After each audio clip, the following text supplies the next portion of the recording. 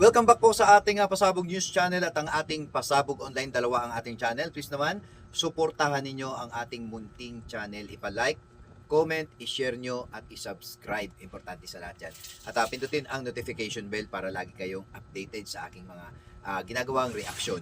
At ito na nga, papakita natin dito si Bongbong Marcos na kalalabas lang ng ospital at nakikipaglaro sa kanyang alagang aso, no? At syempre, kamustahin din natin, i-welcome din natin si Attorney Claire Castro na kung saan ay pumunta pa dyan sa bahay ni Bongbong Marcos para bisitahin at kamustahin ang pangangatawan ni Bongbong Marcos na kagagaling lang ng ospital, no, para malaman natin kung ano ba talaga ang nangyari sa kanya at kamustahin din natin kung okay na ba siya, no, sa paglabas niya galing sa ospital. Ano ba ang mga bawal sa kanya? Meron na ba siyang mga appointment na pwedeng puntahan? Kaya panoorin natin ito, no? Eto na.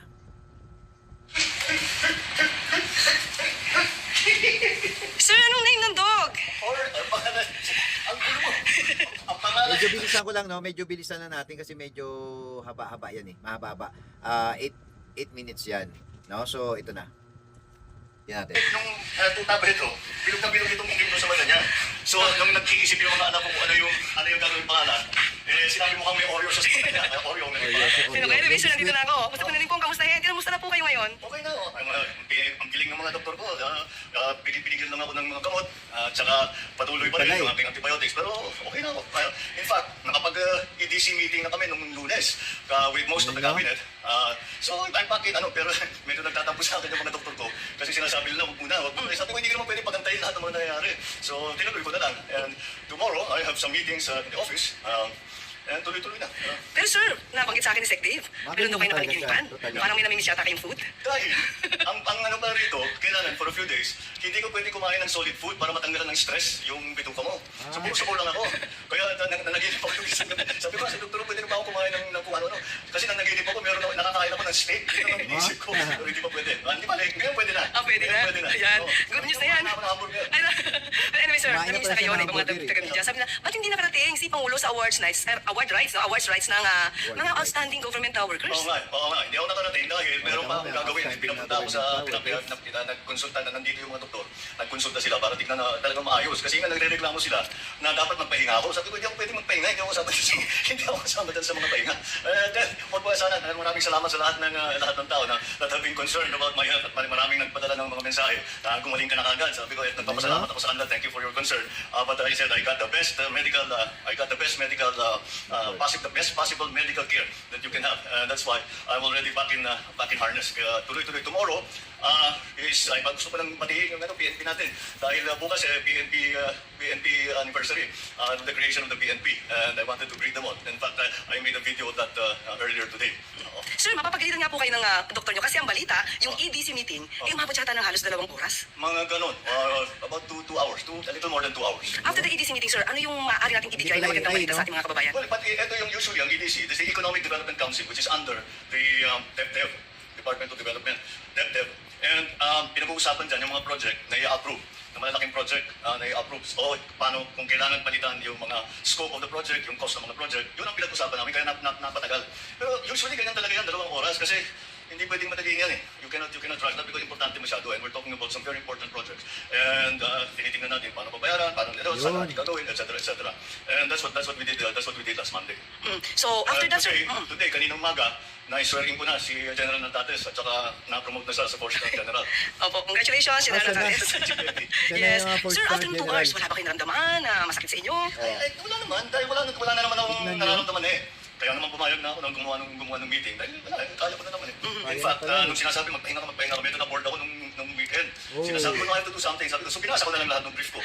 Medyo up to date na ngayon ako. Ayun, sir. Wala talagang pahinga kahit na mayroong nararamdaman. Dapat nga magpapahinga ako, pero hindi pwede. Importante. Maraming ginagawa. Yun. Sir, nabalitaan niyo na po ba itong si Kong Sandro nag-inhibit sa usapin tungkol sa impeachment? Ano po, nag-usap na po ba kayo? Hindi. Ang katotohanan, hindi nabalitaan ko sa newsfeed. Hindi niya sinasabi sa akin. Pero tama yung ginagawa niya, that's very proper. Dahil I'm his father. And siyempre meron siyang bias for me. Kahit pilitin mo na walang bias, meron talaga siya. Sana naman magkabias siya, no? Dahil anak ko siya. Pero hindi, sir eh.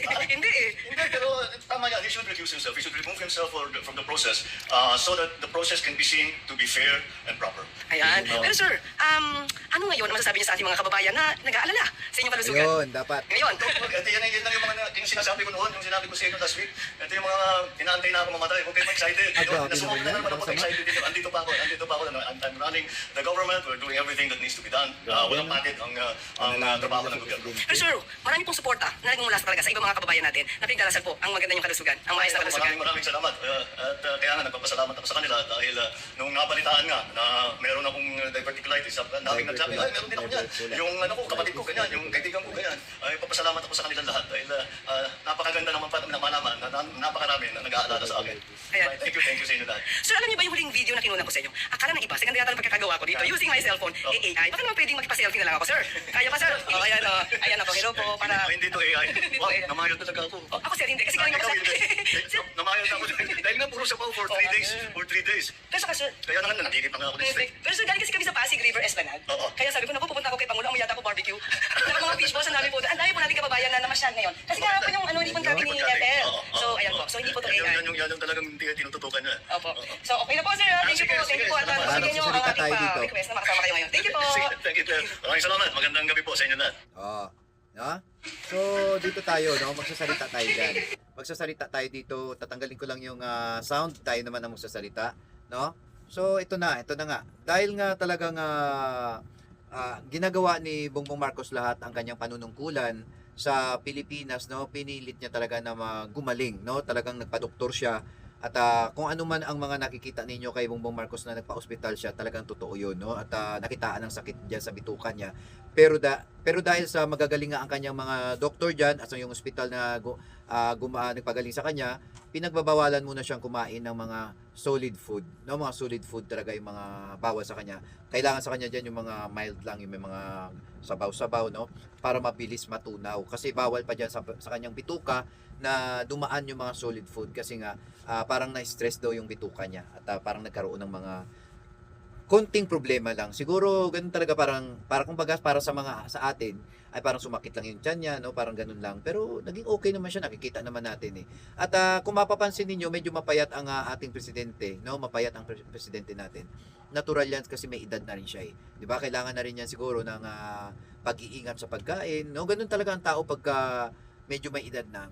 Kailangan may konting pag-iingat sa mga kinakain. Kasi kung hindi po, baka mamaya, yan po ang isa sa mga cause ng sakit natin, yung grabe yung kain.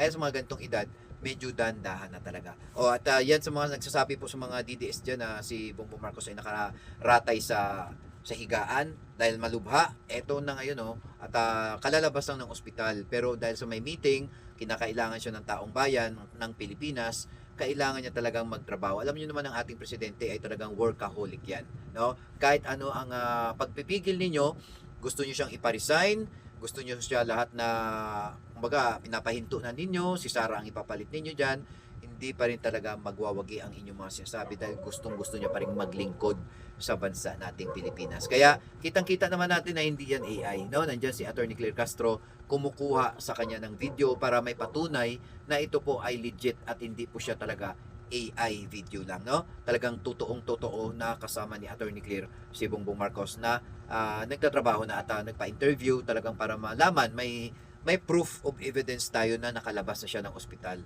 Yun nga lang, pinaiingatan na sa kanya yung kumain ng mga solid food. Yung kailangan yung medyo mabilis lang madurog ng mga pagkain kasi yan ang nararapat sa kanyang bituka para mabilis matunaw. Sa ganyang pagkakataon, no, nakakakain na rin siya ng mga ibang mga pagkain. May hamburger na nga doon siya nakain. So, ingat na lang uli. Kasi sa mga ganyang edad, kailangan mag-ingat po talaga ng kalusugan. Kaya maraming salamat, no?